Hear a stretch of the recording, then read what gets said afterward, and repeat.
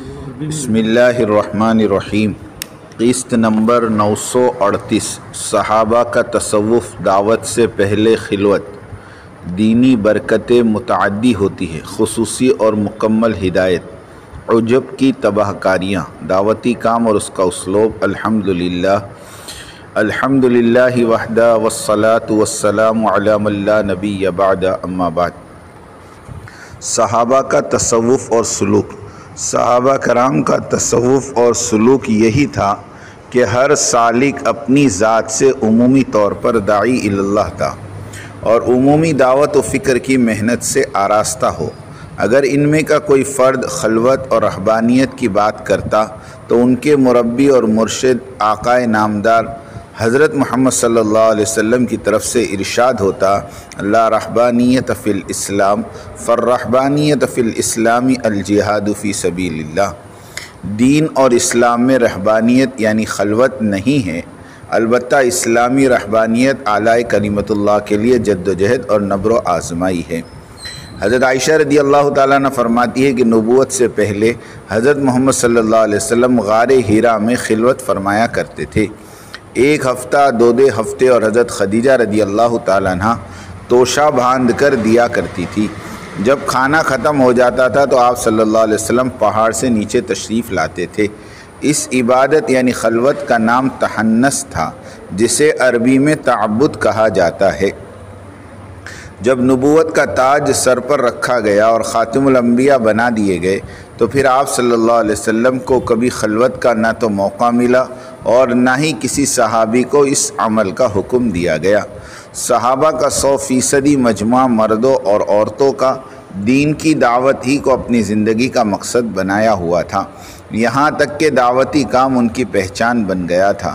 صحابہ کرام علوم اور عرفان کے آفتاب تھے، مگر پہچانے جاتے تھے بدری اور احدی کے نام سے۔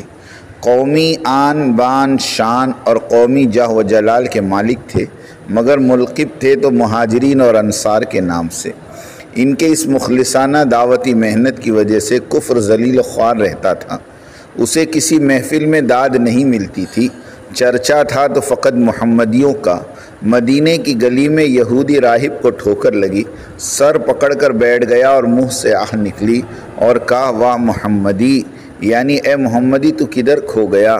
ساتھیوں نے کہا، چوٹ پیر کو لگی اور تو مسلمان کے نام کی دہائی دے رہا ہے۔ کہنے لگا، اگر اس راستے سے کوئی محمدی گزرا ہوا ہوتا تو یہ پتھر راستے میں نہ پڑا ہوا ہوتا اور مجھے ٹھوکر نہ لگتی، اس لیے کہ ان کے نبی کی تعلیم ہے کہ راستے سے گزرو تو درمیان میں تکلیف دہ چیز ہو تو کنارے کر دو۔ اس گلی کی بدنصیبی یہی ہے کہ صبح سے لے کر اب تک کوئی محمدی ادھر سے نہیں گزرا اور مجھے ٹھوکر لگ گئی۔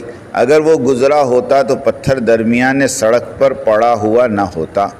ہم تو نکالے ہی گئے تھے لوگوں کے نفع رسانی کے لیے۔ دینی برکتیں متعدی ہوا کرتی تھی۔ خیر القرون کے دور میں انفرادی زندگی کا تصور ہی نہیں تھا، یعنی اپنی عبادت، اپنی ریاضت، اپنا مدرسہ، اپنا دین، اپنا اسلام، ان باتوں کا تصور ہی نہیں تھا۔ اس لیے اس دور کا ہر مسلمان خود کو ساری انسانیت کی ہدایت کا ذمہ دار سمجھتا تھا۔ ان کے دین اور دنیا کے سارے کام اجتماعی مشوروں کے تابع تھے، لیکن زوال کے بعد سے ہر چیز انفرادی ہونے لگی۔ ذہن یہ بن گیا، یعنی میری عبادت، میری ریاضت، میری تجارت، میرا مکان، میری زندگی وغیرہ وغیرہ، اور اسی انفرادی ذہنیت کے ہو کر رہ گئے، یعنی اجتماعی جامع اور مکمل ہدایت کو چھوڑ کر انفرادی زندگی کی ادھوری ہدایت تک ہی محدود ہو کر رہ گئے۔ اور حقیقت یہ ہے کہ اس انفرادی ہدایت کے لیے وعظ و نصیحت اور صحبت صالحین وغیرہ کافی و وافی ہیں، اور عموماً اس پر عمل ہو رہا ہے۔ لوگ اپنی مساجد اور مدارس اور خانقاہوں میں علماء اور واعظین بھی بلاتے ہیں تو اسی انفرادی سوچ کے علماء اور واعظین اور ان کے ارشادات اور بیانات بھی انفرادی دین ہی کے متعلق ہوتے ہیں۔ سینکڑوں سالوں سے یہی ہوتا آ رہا ہے۔ 2 گھنٹے کے بیان کی کیسٹ میں صرف اپنے اکابرین اور اپنے مشرب کے بزرگوں کی باتیں ملے گی، حضرات صحابہ کی دعوتی سیرت اور دعوتی قربانیوں کا کوئی تذکرہ نہیں، اور مطالعے کے لیے دینی کتب بھی اسی طرز کی اختیار کی گئی۔ رات میں ذکر و ریاضت کی ضربوں سے تھک کر سو جانے والے آرام کرنے والے بن کر رہ گئے، اور صحابہ والی عالمی سطح کی سوچ اور فکر رکھنے والے علماء اور داعی راتوں کو ذکر و ریاضت کا ایندھن جمع کر کے دن میں اللہ کی مخلوق میں پھیل جاتے تھے، اور جو کچھ نیم شب میں اللہ سے لیا دن کے اجالے میں گشتوں اور ملاقاتوں کے ذریعے بے طلب مسلمانوں کے گھروں پر جا کر انہیں دین اور دعوت دین عطا کرتے تھے۔ راتوں میں اللہ کے نام کی ضربوں سے اپنے دل کی قساوت کو ریزہ ریزہ کرتے تھے، اور دن میں دعوت کی ضربوں سے دنیا میں پھیلے ہوئے کفر کو تار تار کرتے تھے، اپنے مجموعے کو عالمی تقاضوں پر ابھارتے اور اس بات پر ان کی تشکیل کرتے۔ مگر آج اس طرح کے علماء اور مشائخ لائے بھی تو کہاں سے لائے؟ یہی وجہ ہے کہ حضرت جی مولانا محمد سعد صاحب کی داعیانہ باتیں اور ان کا سیرت طیبہ والا دعوتی منہج مروجہ نظام تصوف اور مروجہ تبلیغ پر چلنے والوں کو ہضم نہیں ہو رہا ہے۔ خصوصی اور مکمل ہدایت کے طالب کے لیے مسجد وار جماعت میں شمولیت اور ان کے آپسی مشورے کے ساتھ چلنا، تشکیل، تفقد، خروج اور آنے والی جماعتوں کی نصرت، اس طرح کی پوری ترتیب کی ضرورت ہوتی ہے۔ کہیں جا کر بندہ دعوتی کام پر کھڑا ہو سکتا ہے، اور یہ مکمل اور محقق ہدایت ہے۔ ہدایت اگر صرف دین پر چلنے کا نام ہے تو پھر اتنی محنت کی ضرورت نہیں ہوتی۔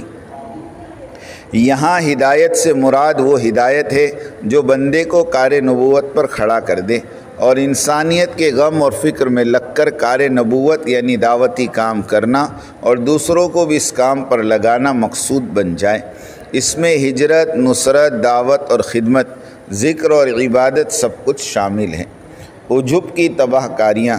امام مالک رحمۃ اللہ علیہ سے منقول ایک روایت میں یوں بیان آیا کہ کل الناس ہلک الا العالمون، سارے انسان خسارے میں ہیں سوائے عالموں کے، اور سارے علماء خسارے میں ہیں سوائے عمل کرنے والوں کے، اور سارے عمل کرنے والے خسارے میں ہیں سوائے مخلصین کے، اور مخلصین بھی بڑے خطرے میں ہیں۔ اس عظیم خطرے کو عجب کہتے ہیں۔ اپنے عملوں پر اطمینان کرنا، اترانا، زعم کرنا وغیرہ وغیرہ۔ حضرت عبداللہ ابن عباس رضی اللہ عنہ فرماتے ہیں کہ میں رات سو کر گزار دوں اور صبح ندامت کے ساتھ کروں، یہ مجھے پسند ہے اس رات سے کہ میں ساری رات عبادت کروں اور صبح عجب کے ساتھ ہو۔ ان سب عالمی شورا والوں کو عجب نے نگل لیا۔ انہیں یہ زعم ہو گیا تھا کہ ان کے بغیر تبلیغی کام چل ہی نہیں سکتا۔ دعوتی کام بے مائگی اور قسم پرسی والے نفوس سے زندہ ہے اور تا قیامت زندہ رہے گا۔ خستہ حالی اور درویشانہ کیفیت والے گمنام لوگ ہی دعوتی کام کا ایندھن اور اصل سرمایہ ہیں۔ حب جاہ اور حب مال والوں کو اس مبارک کام کی کچھ خیرات تو مل جائے گی، لیکن دعوتی کام کو ان جاہ اور مال کے متوالوں سے رتی برابر کا فائدہ نہیں ہونے والا۔ کام تو خدا ترسی چلائے گی، خود بینی نہیں۔ ہدایت تو نسل کشی میں چھپی ہوئی ہے۔ نسل نوازی نسل کی ہدایت سے محرومی کا سبب ہے۔ عمر ثانی عمر ابن عبدالعزیز رحمۃ اللہ علیہ کے ساتھیوں نے عرض کیا، امیر المومنین، کاش آپ اپنے بچوں کے لیے کچھ جائیدادیں اور کچھ عہدے مختص کر دیتے۔ امیر محترم امیر المومنین نے فرمایا، میں نے اپنی اولاد کو اللہ سے لینا سکھا دیا ہے۔ ایسی ہی نسل کشی سے ہدایت پھیلی، امن پھیلا، بھیڑ بکری ایک پنگھٹ پر پانی پیتے تھے۔ حاجی عبدالوہاب صاحب رحمۃ اللہ علیہ اور مولانا ابراہیم صاحب دیولہ دامت و برکاتہم کے بارے میں بھی عوام یہی سوچتے تھے کہ تبلیغ انہی دو ہستیوں کا نام ہے، ان کے بغیر تبلیغ نہیں، لیکن الحمدللہ کام برابر چل رہا ہے۔ پوری شرح اور بسط کے ساتھ سیرت طیبہ پر دعوتی کام کیا جا رہا ہے۔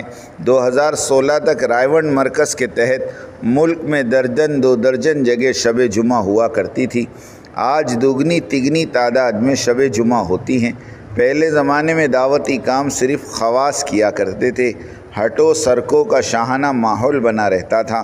آج کام عوام کے ہاتھوں میں ہے، شخصیت پرستی کا وجود ہی مٹ گیا۔